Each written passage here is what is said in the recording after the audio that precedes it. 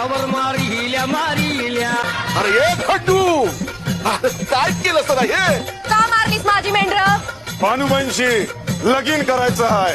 अरे वय तरी बघ म्हाताऱ्या. भानुबाईंच्या 700 मेंढ्या म्या जित्या करल. आई म्या वचन देते तुला,